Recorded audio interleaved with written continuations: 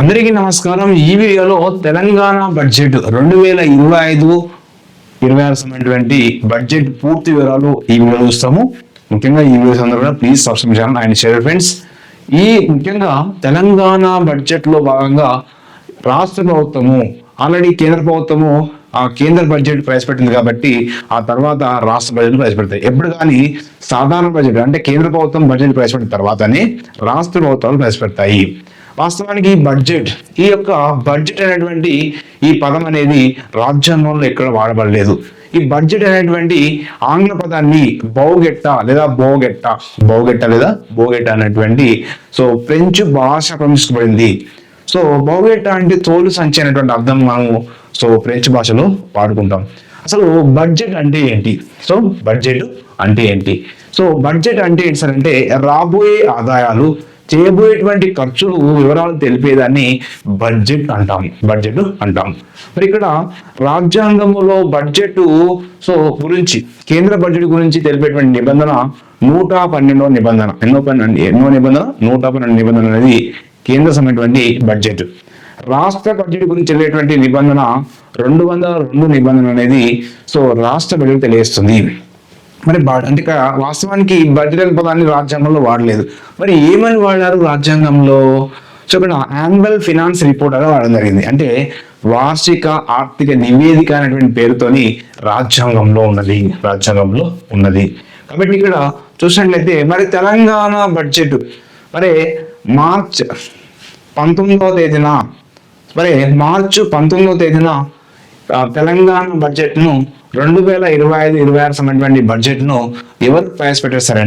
ఎవరు ప్రవేశపెట్టారంటే ప్రస్తుతం ఉన్నటువంటి ఉప ముఖ్యమంత్రి బట్టి విక్రమార్క గారు మరియు ఆర్థిక మంత్రి అయినటువంటి బట్టి విక్రమార్క గారు ఈ రోజున మొత్తం బడ్జెట్ ఎంత ప్రవేశపెట్టారంటే 3,04,965 కోట్లు అండి. మొత్తం బడ్జెట్ ఎంత? తెలంగాణ మొత్తం బడ్జెట్ గుర్తుపెట్టుకోవాలి, ఎగ్జామ్ లో అడుగుతారు.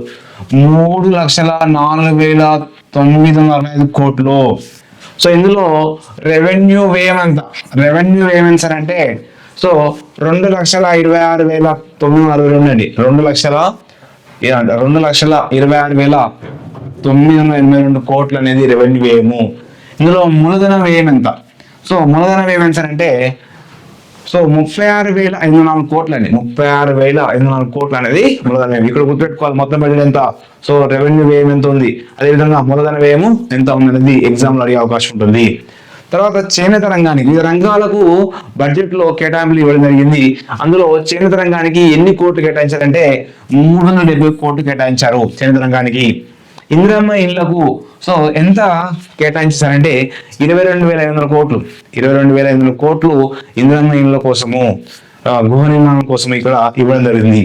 నెక్స్ట్ వచ్చేసి మరి షెడ్యూల్ కులాలు సంక్షేమం కోసము ఎంత సార్ అంటే 40,232 కోట్లు. 40,232 కోట్లు అనేది షెడ్యూల్ కులాల సంక్షేమం కోసము. మరి పంచాయతీరాజ్ మరియు గ్రామీణ విభాగానికి ఎన్ని కోట్లు కేటాయించారు? పంచాయతీరాజ్ గ్రామీణ విభాగానికి 31,605 కోట్లు. 31,605 కోట్లు కేటాయించారు. వ్యవసాయ రంగం కోసము ఎన్ని కోట్లు కేటాయించేస్తారంటే 24,439 కోట్లు. 24,439 కోట్లు కేటాయించారు. మరి నీటిపారుదల రంగానికి 23,373 కోట్లు. 23,373 కోట్లు నీటిపారుదల రంగానికి కేటాయించారు. రైతు భరోసా కోసము 18,000 కోట్లు ఆల్రెడీ కేటాయించడం జరిగింది. మరియు ఉపాధి కల్పన కోసము 9,000 కోట్లు అనేది కేటాయించారు. రైతు భరోసా కోసం 18,000 కోట్లు ఆల్రెడీ కేటాయించారు. నెక్స్ట్ వచ్చేసి విద్యా రంగానికి విద్యా రంగానికి ఎన్ని కోట్లు కేటాయించారంటే 23,108 కోట్లు. 23,108 కోట్లు విద్యా రంగానికి కేటాయించారు. మరియు ఇంధనం శాఖ కోసం 21,220 కోట్లు అండి. 21,220 కోట్లు ఇంధన శాఖకు కేటాయించారు. మరియు మున్సిపల్ అండ్ అడ్మినిస్ట్రేషన్ శాఖ కోసము 17,677 కోట్లు 17,677 కోట్లు మున్సిపల్ అండ్ అడ్మినిస్ట్రేషన్ కోసము కేటాయించారు. ఇందులో షెడ్యూల్ తెగల సంక్షేమం కోసము ఎన్ని కోట్లు కేటాయించారంటే 17,169 కోట్లు 169 కోట్లు కేటాయించారు. ఇందులో గృహజ్యోతి ఉచిత విద్యుత్ కోసము 3,000 కోట్లు ఆల్రెడీ కేటాయించడం జరిగింది. మరియు ఇంటిగ్రేటెడ్ స్కూళ్ళ నిర్మాణం కోసం, అంటే ఇంటిగ్రేటెడ్ స్కూల్ నిర్మాణం అంటే ఏంటంటే, సో ఒక నియోజకవర్గంలో ఉన్నటువంటి స్కూల్ అని అంటే ఈ హాస్టల్స్ ఉన్నటువంటి అన్ని రకాల స్కూల్ అనేవి ఒకే విభాగంలో ఏర్పాటు చేస్తా ఉన్నారు. సో దానికోసం చెప్పేసి సో 11,600 కోట్లు ఈ ఇంటిగ్రేటెడ్ స్కూల్ నిర్మాణం కోసము సో కేటాయించడం జరిగింది. నెక్స్ట్ వచ్చేసి ఆరోగ్య రంగానికి ఆరోగ్య శాఖకు ఎన్ని కోట్లు కేటాయించారు? సో ఎంత సార్ అంటే 12,393 కోట్లు అండి. 12,393 కోట్లు ఈ ఆరోగ్య శాఖకు కేటాయించారు. మరియు సో వెనుకబడిన తరగతులకు అంటే సో బీసీ వర్గాలకు ఎన్ని వేల కోట్లు కేటాయించారంటే 11,405 కోట్లు 11,405 కోట్లు సో వెనుకబడిన తరగతుల కోసము వారి సంక్షేమం కోసం కేటాయించారు. రోడ్లు భవనాల శాఖ కోసము 5,907 కోట్లు 5,907 కోట్లు రోడ్లు భవనాల కోసం కేటాయించారు. పౌర సరఫరాల కోసము ఎంత సార్ అంటే 5,734 కోట్లు అండి. 5,734 కోట్లు అనేది సో ఈ విధంగా కేటాయింపులు ఉన్నాయి. నెక్స్ట్ వచ్చేసి మనకున్నటువంటి సో మైనారిటీ సంక్షేమం కోసం ఎన్ని కోట్లు కేటాయించారంటే 3,590 కోట్లు 3,590 కోట్లు కేటాయించారు. మరి పరిశ్రమల విభాగానికి 3,507 కోట్లు 3,507 కోట్లు కేటాయించారు. మహిళలు మరియు శిశువు సంక్షేమం కోసము 2,862 కోట్లు 2,862 కోట్లు మహిళలు మరియు సంక్షేమం కోసము కేటాయించారండి. ఇక్కడ మరి పశుసంవర్ధక శాఖ కోసము 1,674 కోట్లు అండి. 1,674 కోట్లు పశుసంవర్ధక శాఖ కోసం కేటాయించారు. ఓకే, ఇవి చాలా ఇంపార్టెంట్, గుర్తుపెట్టుకోవాలి. నెక్స్ట్ వచ్చేసి అడవులు మరియు పర్యావరణం కోసము సో 1,023 కోట్లు కేటాయించారు. అడవులు మరియు పర్యావరణ అభివృద్ధి కోసము 1,023 కోట్లు కేటాయించారు. ఇక్కడ యువజన అంటే సేవలు ఆల్రెడీ మాట్లాడుకున్నాం, అంటే యువతకు ఉపాధి కల్పన కోసము 900 కోట్లు అనేది. నెక్స్ట్ పర్యాటక కోసము 775 కోట్లు. పర్యాటక శాఖ కోసం ఎన్ని కోట్లు కేటాయించారు? 775 కోట్లు. మరియు సమాచార సాంకేతిక రంగానికి 774 కోట్లు. సింపుల్ గుర్తుపెట్టుకోవచ్చు. సమాచార సాంకేతిక రంగానికి 774 కోట్లు. సో 775 కోట్లు అనేది పర్యాటక శాఖకు. నెక్స్ట్ క్రీడా విభాగానికి 465 కోట్లు కేటాయించారండి. 465 క్రోర్స్ కేటాయించారు. చేనేత విభాగానికి 371 క్రోర్స్ అనేది కేటాయించారు. నెక్స్ట్ వచ్చేసి మనకు ఆల్రెడీ మాట్లాడుకున్నాం ఎస్సీ సంక్షేమానికి మరియు బి సంక్షేమానికి.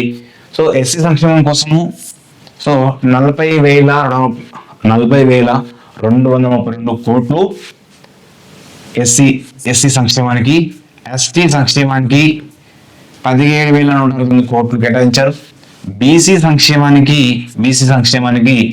11,405 కోట్లు 11,405 కోట్లు బీసీ. ఆల్రెడీ ఇక్కడ మనము ఇంతకుముందు మాట్లాడుకున్నాం 11,405 కోట్లు వెనుకబడిన తరగతులు సంక్షేమం కోసము కేటాయించారు.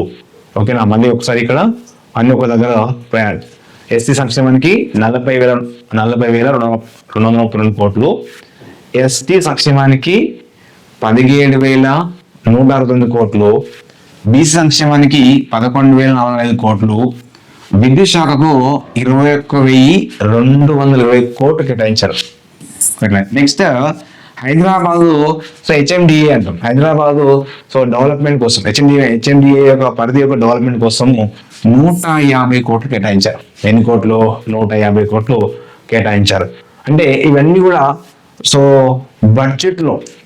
బడ్జెట్లోని ఈ ప్రధాన అంశాలు ప్రతి ఎగ్జామ్లో కూడా ఇవి అడగడానికి అవకాశం ఉంది. సో మనకి ఇక్కడ బడ్జెట్ మీద కొన్ని అంశాలు చూసినప్పుడు బడ్జెట్ లో ఉన్నటువంటి బడ్జెట్ అనే బడ్జెట్ అనే ఆంగ్ల పదాన్ని సో బోగెట్టా లేదా బోగెట్టా అంటారు లేదా బోగెట్టా అనేటువంటి సో ఫ్రెంచ్ భాష నుంచి తీసుకోబడింది. ఈ ఫ్రెంచ్ భాషలో తీసుకోబడింది. ఫ్రెంచ్ భాషలో బోగెట్టా అంటే తోలు సంచి. బడ్జెట్ అనే పదము రాజ్యాంగంలో ఎక్కడ కూడా వాడలేదండి. మరి ఇక్కడ రాజ్యాంగంలో కేంద్ర బడ్జెట్ గురించి అంటే కేంద్ర వార్షిక నివేదిక గురించి సో కేంద్ర వార్షిక నివేదిక గురించి ఎన్నో నిబంధన తెలియజేస్తుంది? 112వ నిబంధన తెలియజేస్తుంది. సో బడ్జెట్ అంటే ఏంటి? రాబోయే ఆదాయాలు, చేయబోయే ఖర్చుల గురించి తెలియజేసేది బడ్జెట్. సో రాష్ట్ర బడ్జెట్ గురించి తెలియజేసేటువంటి నిబంధన 202 అంటే ఏమంటుంది అక్కడ? సో రాష్ట్ర వార్షిక ఆర్థిక నివేదిక అని ఉంటుంది. రాష్ట్ర వార్షిక ఆర్థిక నివేదిక అని తెలియజేస్తాము. మరి తెలంగాణ సో బడ్జెట్ను తెలంగాణ ఆర్థిక మంత్రి అయినటువంటి సో భట్టి విక్రమార్క గారు మరియు ఉప ముఖ్యమంత్రి అయినటువంటి భట్టి విక్రమార్క ఈరోజు ఈ యొక్క బడ్జెట్ను ప్రవేశపెట్టడం జరిగింది. ఓకేనా? So thank you to all.